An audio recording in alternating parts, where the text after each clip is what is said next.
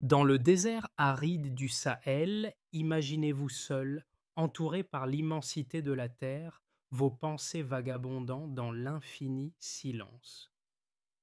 C'est là, au cœur de cette immensité, qu'Ibrahim Traoré, président du Burkina Faso, se lève comme une figure audacieuse, défiant les attentes et redéfinissant les règles du pouvoir. Son ascension fulgurante à la tête de la nation africaine a bouleversé non seulement son pays, mais aussi d'autres dirigeants du continent, leur donnant matière à réflexion sur la véritable nature du leadership.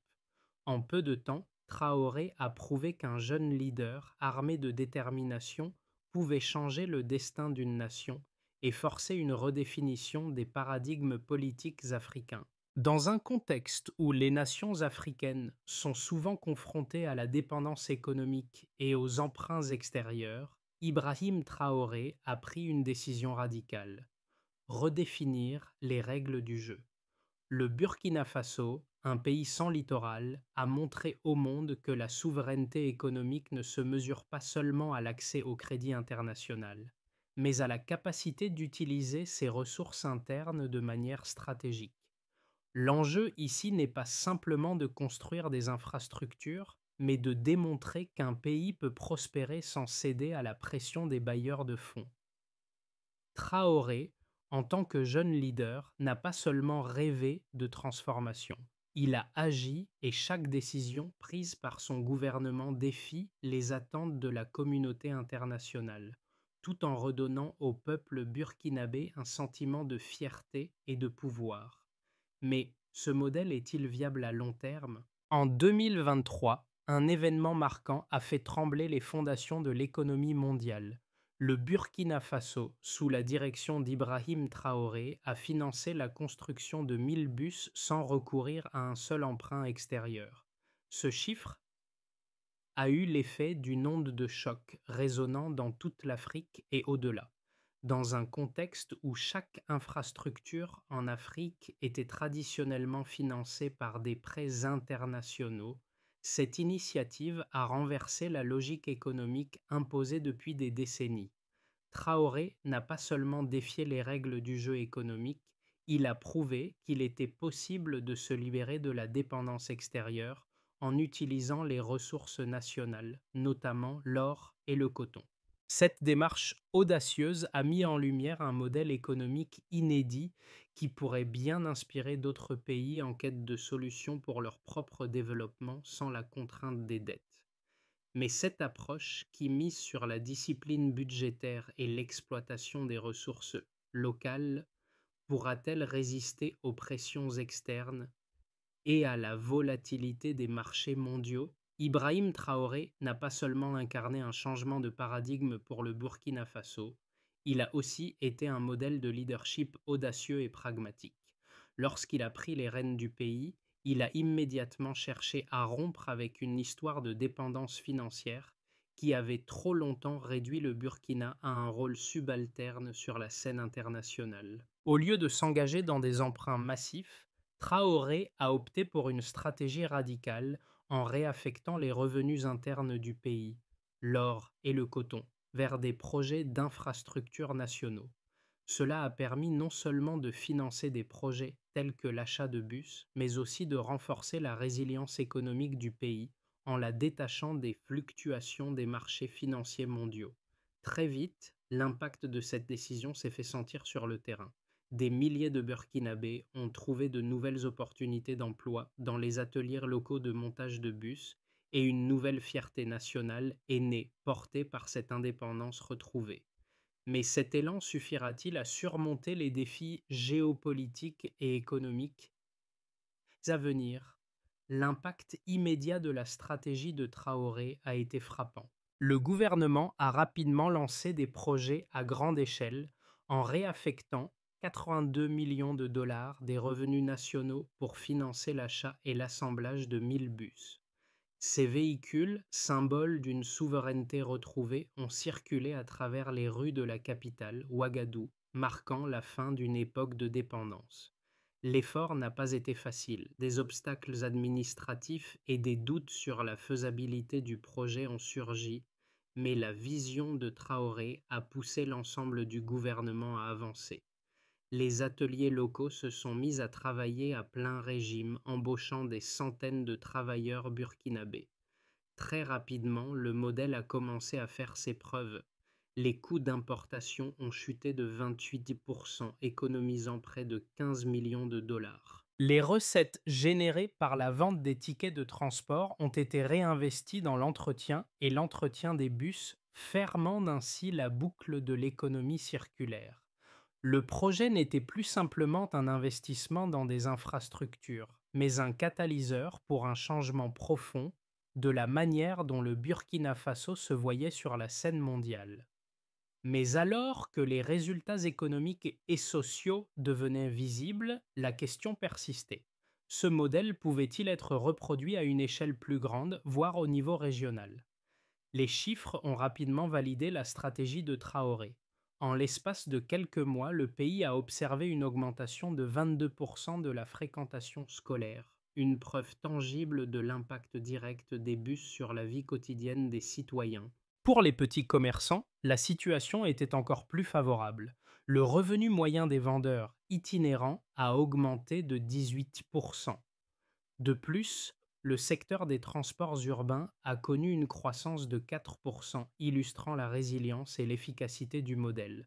Les experts économiques étrangers ont été stupéfaits par la solidité du modèle burkinabé, soulignant qu'il n'y avait ni surchauffe monétaire, ni déficit caché. Le système fonctionnait selon une logique économique locale, où chaque dollar dépensé restait dans l'économie nationale. La confiance dans la monnaie locale a également augmenté de 3%, un signe de la stabilité macroéconomique du pays et un indicateur de la réussite de cette politique de souveraineté économique. Si ces résultats se poursuivent, il est possible que le modèle burkinabé inspire une toute nouvelle vision pour l'avenir des économies africaines. Cependant, la question demeure. Ces succès sont-ils suffisants pour résister aux éventuelles turbulences économiques et politiques qui se profilent à l'horizon? Le modèle économique de Traoré a suscité de nombreuses discussions et bien qu'il soit salué par de nombreux partisans, il n'est pas sans critique.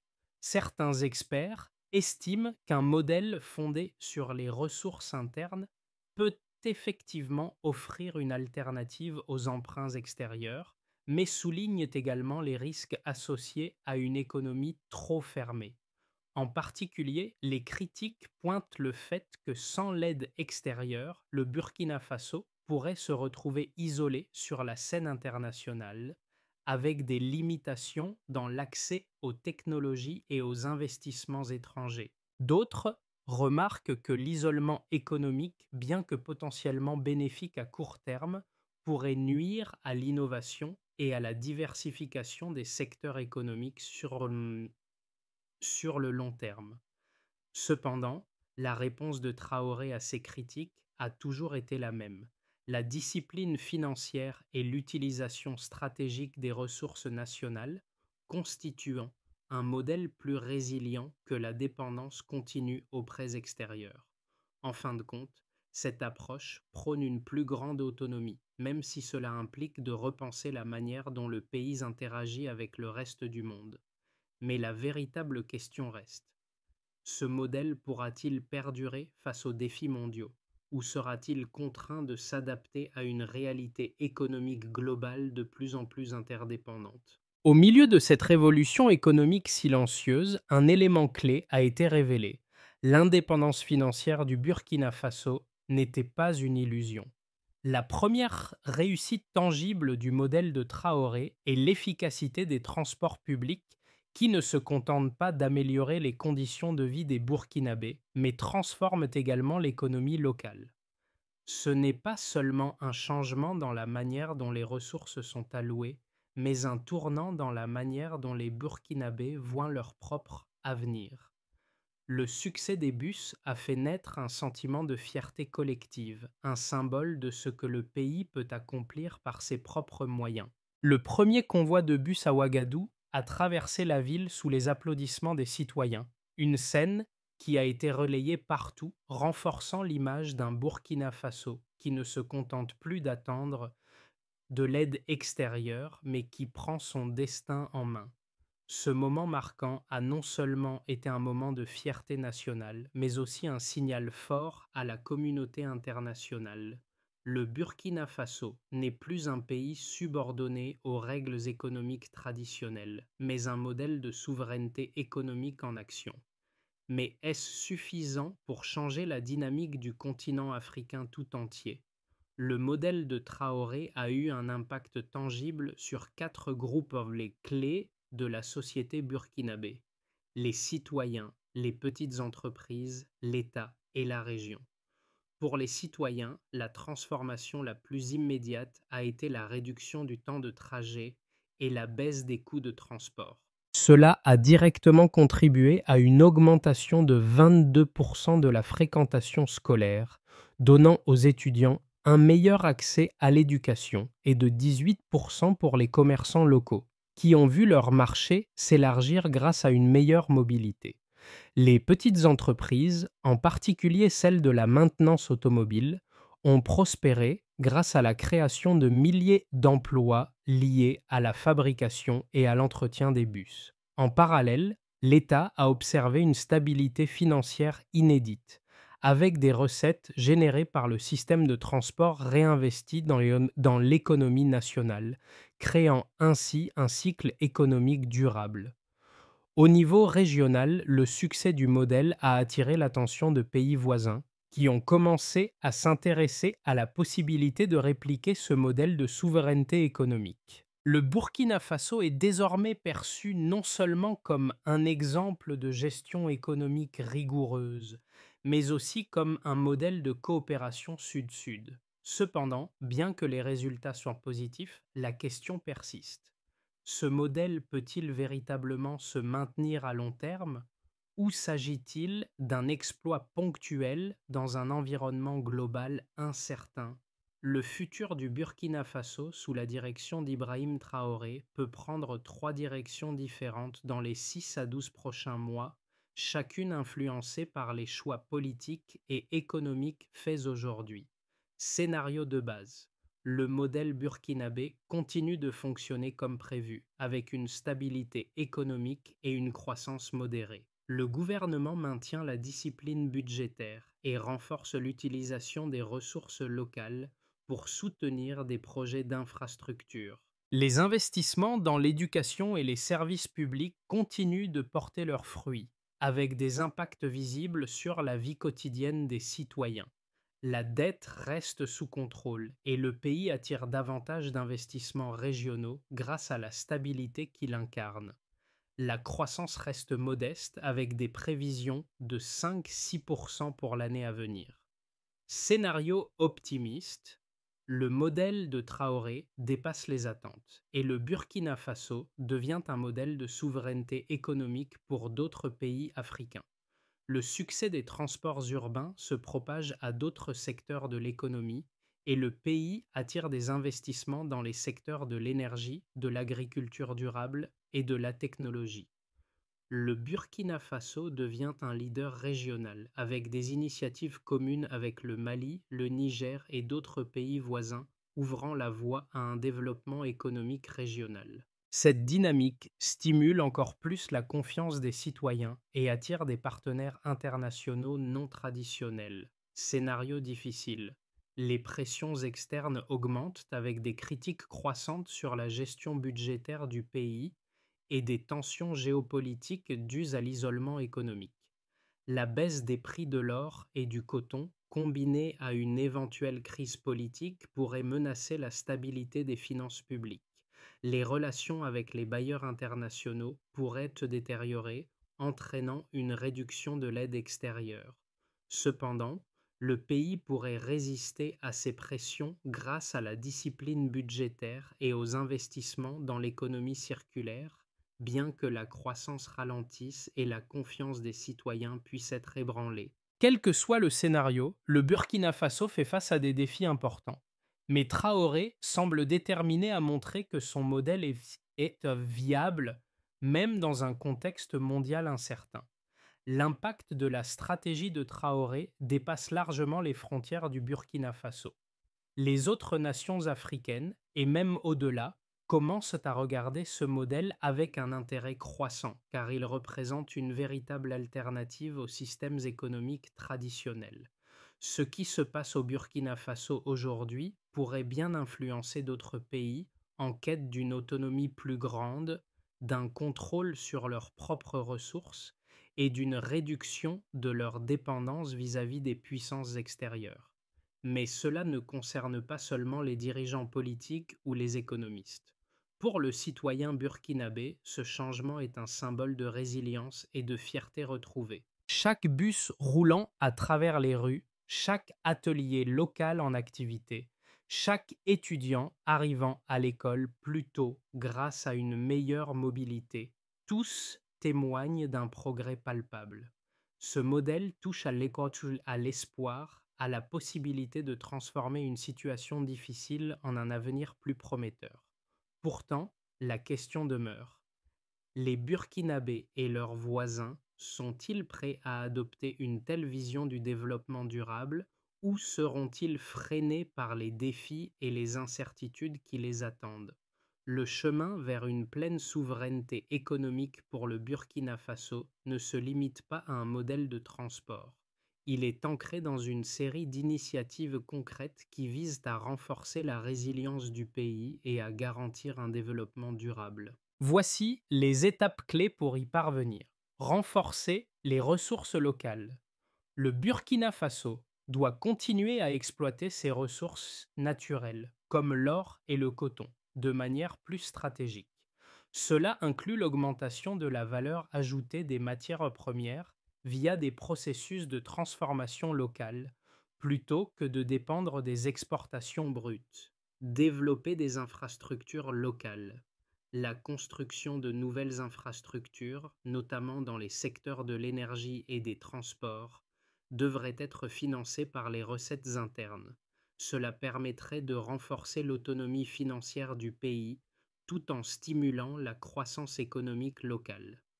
Favoriser l'éducation et la formation. Il est crucial de mettre en place un système éducatif qui soutient la formation dans les secteurs clés de l'économie, tels que la mécanique, la gestion publique et la logistique.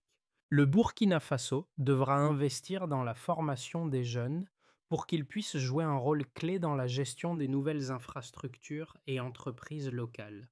Soutenir l'innovation et la technologie.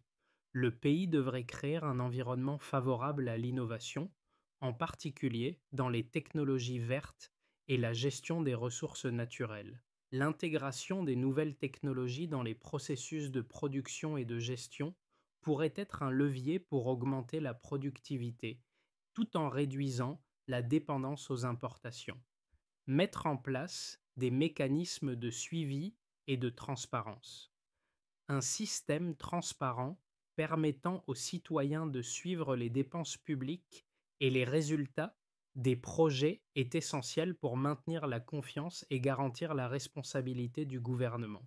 Ces étapes ne sont pas seulement théoriques. Elles ont déjà commencé à se matérialiser, mais leur mise en œuvre à grande échelle nécessitera une coordination continue entre le gouvernement, les entreprises locales et les citoyens. Si ces initiatives sont menées avec rigueur et discipline, le Burkina Faso pourrait devenir un modèle de développement durable et de souveraineté économique pour d'autres pays africains. À chaque étape de cette transformation, les Burkinabés ont vu leur vie changer de manière concrète et immédiate. Le premier bus, avec sa peinture aux couleurs nationales, n'était pas simplement un moyen de transport, mais un symbole de ce que le pays pouvait accomplir sans dépendance extérieure. Le retour à l'autonomie n'était pas une promesse vide, mais une réalité palpable, vécue au quotidien. Ibrahim Traoré, au cœur de cette révolution silencieuse, a montré que la véritable souveraineté réside dans la capacité de bâtir sur ses propres ressources et de croire en ses forces. Aujourd'hui, chaque trajet effectué dans ces bus, chaque heure gagnée par les étudiants des commerçants, résonne comme un écho de cette fierté retrouvée. Le Burkina Faso à travers chaque moteur qui vrombit, redéfinit son destin. Et sous la présidence de Traoré, ce n'est pas juste l'économie qui change, mais l'âme d'une nation qui réapprend à rêver de son propre avenir. Le modèle de souveraineté économique d'Ibrahim Traoré n'est pas seulement un projet pour le Burkina Faso, il pourrait bien être un catalyseur pour toute l'Afrique. En repensant la manière dont les nations peuvent se développer sans dépendre des prêts internationaux, Traoré ouvre une nouvelle voie. Cette transformation est encore en cours, mais elle offre un exemple de ce qui est possible lorsque les pays prennent leur destin en main en se concentrant sur l'exploitation de leurs propres ressources. Que pensez-vous de cette approche? Pensez-vous que d'autres pays africains pourraient suivre l'exemple du Burkina Faso? Partagez vos réflexions et engagez-vous dans ce dialogue sur l'avenir de l'Afrique.